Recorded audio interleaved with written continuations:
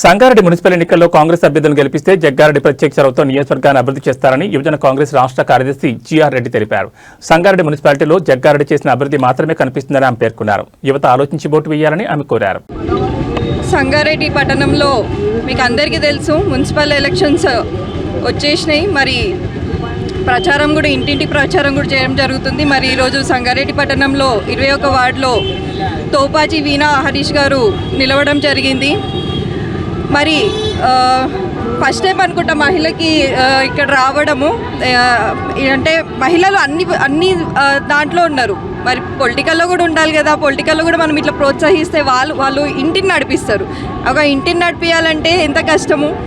వాళ్ళు ఇంటిని నడిపిస్తేనే ఇంత సమాజం ఉంది అంటే వాళ్ళు సమాజంలోకి వచ్చి ఇంకెంత మంచి చేయగలుగుతారు. అట్లాంటి ఒక ఆలోచనతో మనం ఉమెన్ని చాలా ఎంకరేజ్ చేస్తున్నాం. మహిళలు ముందుకు రావాలి. చాలామంది మహిళలు ఉన్నారు, చాలామందికి ఇంట్రెస్ట్ ఉంది పాలిటిక్స్లో రావాలని.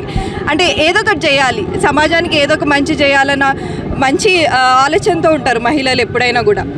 మరి మనం అట్లాంటి మహిళలను ఎప్పుడు ప్రోత్సహిస్తూ ఉండాలి. మరి జగ్గారెడ్డి గారు మీ అందరికీ తెలుసు, సంగారెడ్డి పట్టణం ఇప్పుడు ఏ పార్టీ ప్రతి పార్టీ ఇంటింటి ప్రచారం చేస్తున్నారు. వాళ్ళని చెప్పమనండి సంగారెడ్డికి వాళ్ళు ఏం చేసిండ్రు మేము చెప్పక్కర్లేదు, ఎందుకంటే మేము చూపించినాం కాబట్టి. ఇప్పుడు సంగారెడ్డి ఇంత డెవలప్ అయిందంటే జగ్గారెడ్డి గారు లీడర్షిప్ వల్లనే కదా. ఆ లీడర్షిప్ ద్వారానే మేము అందరం కూడా ఈరోజు పనిచేస్తున్నాం. అలాంటి ఒక లీడర్షిప్కి మేము పనిచేస్తున్నామంటే ఏమర్థము అంటే మేము కూడా అట్లాంటి ఒక లీడర్ అవ్వాలని. ఇప్పుడు వీణా గారు కానీ ఝాన్సీ గారు కానీ, ఇప్పుడు 19th వార్డు ఝాన్సీ కానీ మహిళలు అట్లాంటి ఒక లీడర్షిప్ని నేర్చుకొని మరి ఇట్లాంటి కంటెస్ట్ చేస్తుంది ఎందుకు? అట్లాంటి ఒక లీడర్ అవ్వాలి, అట్లాంటి ఒక డెవలప్మెంట్ చేయాలి. ఇప్పుడు మనకి ఓట్లు ఎందుకు? డెవలప్మెంట్కే కదా. చాలామంది యువత బయటికి రావట్లేదు. ఎందుకు ఓట్లేయట్లేదు? మీరు కరెక్ట్ లీడర్షిప్ని ఎన్నుకుంటే మా డెవలప్మెంట్ అనేది కనిపిస్తుంది కదా. మీరు ఎలక్షన్స్ ఎందుకు? డెవలప్మెంట్ కోసం, ఇంకేవి ఉండవు. ఇవన్నీ వార్తల్లో వచ్చేవన్నీ కల్పితాలే, అసలు అవేం కాదు. మెయిన్ ఏంటి? డెవలప్మెంట్. సంగారెడ్డిలో డెవలప్మెంట్ ఏ పార్టీ వల్ల అయింది, ఏ లీడర్ వల్ల అయింది ఆలోచించండి ఒకసారి. మీకు చెప్పక్కర్లేదు. టీఆర్ఎస్ వాళ్ళు కానీ బీజేపీ వాళ్ళని చెప్పమనండి ఏం చేసిండ్రు. సెంట్రల్ నుంచి ఏం చేసింది బీజేపీ? మరి టీఆర్ఎస్ 10 సంవత్సరాలు వాళ్ళు ఉన్నారు, వాళ్ళు ఏం చేసిండ్రు సంగారెడ్డికి? మరి జగ్గారెడ్డి గారు ఎమ్మెల్యేగా ఉన్నా లేకపోయినా ఏదున్నా సరే జనాల్లో ఉన్నారు కదా, జనాలకి అందుబాటులో ఉన్నారు కదా. జనాలకి ఈ సంగారెడ్డి డెవలప్ అవ్వడానికి కారణమైంది. ఇప్పుడు తెలంగాణ స్టేట్లో, ఎంటైర్ స్టేట్లో సంగారెడ్డిని గుర్తించరా? ఎందుకు గుర్తిస్తారు? డెవలప్మెంట్కి గుర్తిస్తారు. ఆ తర్వాత దేనికి గుర్తిస్తారు? లీడర్షిప్కి. జగ్గారెడ్డి గారు లీడర్షిప్కి గుర్తిస్తారు. మరి అలాంటి ఒక లీడర్షిప్ని మనం గుర్తించి, అలాంటి ఒక లీడర్ మనకు కావాలి అని ఒక గుర్తింపు మనకు ఉంది కాబట్టి సంగారెడ్డి ఇంత పేరు ప్రఖ్యాతలు ఎందుకు వచ్చినాయి? డెవలప్మెంట్ వల్ల.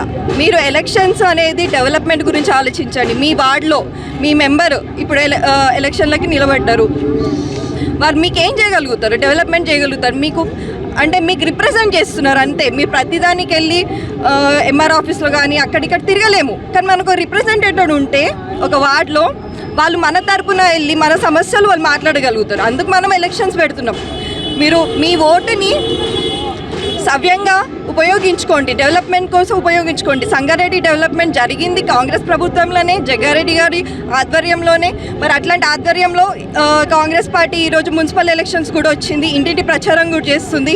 ఇప్పుడు వేరే పార్టీ వస్తే ఏం చేశారు మీరు అని అడిగే హక్కు మీకుంది. మమ్మల్ని అడిగితే మాత్రం మేము ఖచ్చితంగా చూపించగలుగుతాం సంగారెడ్డిలో ఎలాంటి డెవలప్మెంట్ అయిందో. సంగారెడ్డి కానీ సదాశివపేట కానీ డెవలప్మెంట్ అయింది జగ్గారెడ్డి గారి వల్లే. మీరు అది ఒక్కటి గుర్తించుకొని మరి అందరూ మీరు కాంగ్రెస్ పార్టీకి మరి జగ్గారెడ్డి గారిని దృష్టిలో పెట్టుకొని మరి ఇట్లాంటి మహిళలకు కూడా మీరు ప్రోత్సహిస్తారని నేను కోరుకుంటూ, చేకూర్తు కోటేయమని మేము అందరినీ వేడుకోవడం కూడా జరుగుతుంది. Thank you.